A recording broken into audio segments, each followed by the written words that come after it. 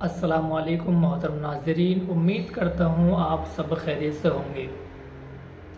ناظرین، اگر ہمارے چینل پر نئے ہیں تو ویڈیو کو لائک کر لیں اور پلیز چینل کو سبسکرائب ضرور کر لیں۔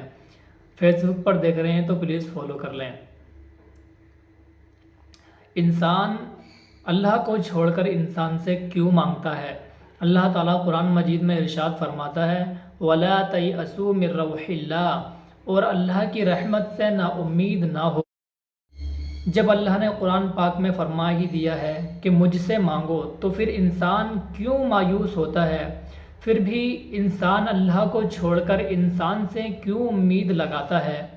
جب تک اللہ نہ چاہے کچھ حاصل نہیں ہو سکتا، اور جب اللہ راضی ہو جائے تو پھر کچھ لا حاصل نہیں رہ سکتا۔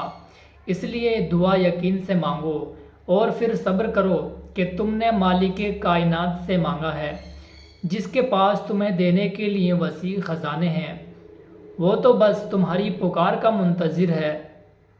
جب اللہ کی مدد تمہارے لیے آئے گی، تب تمہارے آنسو، تمہارا تڑپنا ایسے خوشیوں میں بدلتا نظر آئے گا کہ تم حیران رہ جاؤ گے۔ وَمَن يَتَوَكَّلْ عَلَى اللَّهِ فَهُوَ حَسْبُهُ، اور جو اللہ پر بھروسہ کرتا ہے اللہ اس کو کافی ہے۔